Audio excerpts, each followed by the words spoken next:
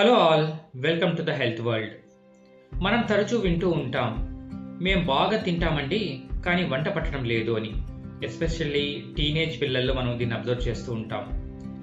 అసలు తిన్నది వంట పట్టకుండా జరగడం అనేది ఉంటుందా అంటే ఎస్, ఉంటుంది. దాని గురించి ఈ వీడియో ద్వారా మనం తెలుసుకుందాం. తిన్నది వంట పట్టడం అనేది ఓన్లీ వెయిట్ గెయిన్ కోసమే కాదండి, ఓవరాల్ హెల్త్ని మెయింటైన్ చేయడానికి కూడా ఇది ఎంతగానో ఉపయోగపడుతుంది. ఇది అందరిలో ఉంటుందా అంటే కాదండి, ఇది మనిషి నుండి మనిషి మారుతూ ఉంటుంది. మనం తిన్న ఆహారం ఎంతవరకు మనం అబ్జర్వ్ చేసుకుంటున్నాం, అది గట్ హెల్త్ని బట్టి ఉంటుంది, తినే ఆహారాన్ని బట్టి ఉంటుంది, మనం దేంతో కలిపి తీసుకుంటున్నాం అనే దాన్ని బట్టి ఉంటుంది, మనలో డైజెషన్ జీర్ణ ప్రక్రియ ఎంత బాగా జరుగుతోంది అనే దాన్ని బట్టి కూడా ఉంటుంది. చాలా ఫ్యాక్టర్స్ దీన్ని ఇన్ఫ్లుయెన్స్ చేస్తాయి. మనం తిన్న ఆహారం బాగా వంట పట్టించుకోవాలంటే మనం ఏం చేయాలి? మొట్టమొదటి దారి మన గట్లో ఉన్నటువంటి మంచి బ్యాక్టీరియాని పెంచుకోవాలండి. ఎప్పుడైతే గుడ్ బ్యాక్టీరియా బాగా పెరుగుతుందో డైజెషన్ చాలా బాగా జరుగుతుంది, మైండ్ ప్రశాంతంగా ఉంటుంది, ఇమ్యూనిటీ బూస్ట్ అవుతుంది, స్కిన్ గ్లో అవుతుంది, చాలా లాభాలు ఉంటాయి ప్రోబయాటిక్ బ్యాక్టీరియా వల్ల. కాబట్టి దాన్ని ఇంప్రూవ్ చేసుకుంటే చాలా వరకు సమస్య సాల్వ్ అవుతుంది. న్యూట్రిషన్ అబ్జార్ప్షన్ పెరగాలంటే కూడా న్యూట్రిషన్ తీసుకోవాలి, తెలుసా? మనం ఎందుకోసం తింటున్నాం, ఎంత తింటున్నాం, ఏం తింటున్నాం అనేది స్పృహలో ఉండాలి. మనం ఎక్కువ న్యూట్రిషన్ తీసుకున్నామంటే ఎక్కువ అబ్జార్ప్షన్ కూడా జరుగుతుంది. మనం మంచి ఆహారం తీసుకున్నామంటే గట్ హెల్త్ ఇంప్రూవ్ అవడమే కాదు, మనం తీసుకున్న ఆహారంలో ఉన్నటువంటి న్యూట్రిషన్ కూడా అబ్జార్ప్షన్ కెపాసిటీ కూడా పెరుగుతుంది. దానివల్ల మనం ఓవరాల్గా హెల్తీగా ఉంటాం. మనం తీసుకునే విటమిన్స్లో ఫ్యాట్ సాల్యుబుల్, వాటర్ సాల్యుబుల్ అనే 2 టైప్స్ ఉంటాయండి. ఫ్యాట్ సాల్యుబుల్ విటమిన్స్ ఫ్యాట్లోనే కరుగుతాయి. For example A, D, E, K. ఈ 4 విటమిన్స్ కొవ్వులో కరుగుతాయి. మనం ఈ 4 విటమిన్స్ తీసుకున్నాం అనుకోండి, మన న్యూట్రిషన్లో మన జీర్ణ ప్రక్రియ కొవ్వు కోసం వెతుక్కోవాల్సి ఉంటుంది, అది కూడా హెల్తీ ఫ్యాట్.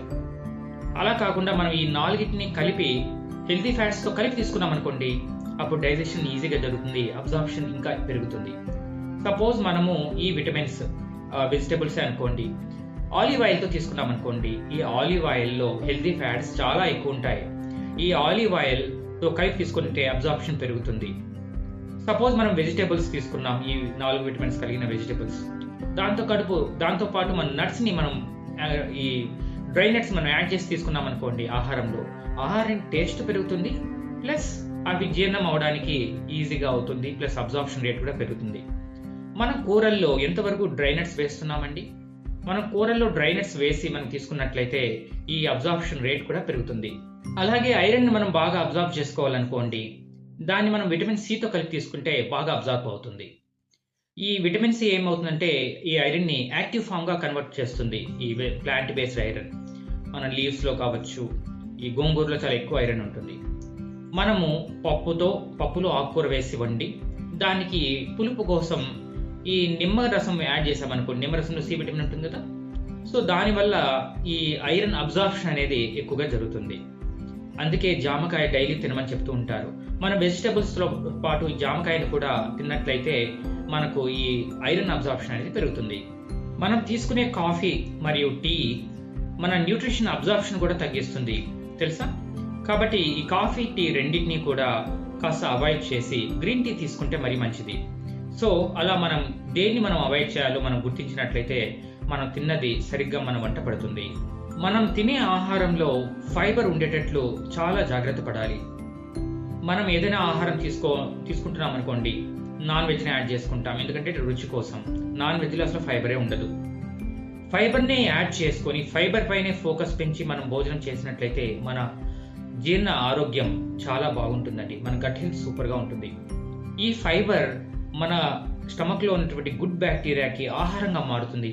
అవి హెల్తీగా ఉంటే మనం హెల్తీగా ఉంటాం. కాబట్టి మనం తినే ఆహారంలో ఫైబర్ రిచ్ ఫుడ్ ఖచ్చితంగా ఉండాలి.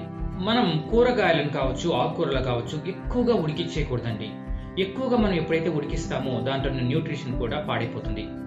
సపోజ్ మనం తినే ఆహారంలో 80% న్యూట్రిషన్ పోయిన తర్వాత తింటే అది తినడం వల్ల ఉపయోగం ఏముంటుందండి? పాతకాలంలో అసలు కుక్కర్సే వాడేవాళ్ళు కాదు, కానీ ఇప్పుడు ప్రతి ఒక్కరు కుక్కర్స్ వాడుతున్నారు. కుక్కర్లో ప్రెషర్ వల్ల ఏమవుతుందంటే హీట్ అనేది ఎక్సెస్గా జనరేట్ అయ్యి దాంట్లో మనం ఉడకాల్సిన దానికన్నా ఎక్కువగా ఉడికిపోతుంది. దాంట్లో ఫైబర్ కూడా దెబ్బతింటుంది, న్యూట్రిషన్స్ కూడా దెబ్బతింటాయి. కుక్కర్ని అవాయిడ్ చేసి న్యాచురల్గా మనం ఉడికించినట్లయితే కొంతవరకు న్యూట్రిషన్ మనం కాపాడిన వాళ్ళం అవుతాం. దాని ద్వారా మనం తిన్న ఆహారం బాగా పట్టపడుతుంది. ఇదండి మనం మన అబ్జార్ప్షన్ కెపాసిటీని పెంచుకునే స్మాల్ టెక్నిక్స్.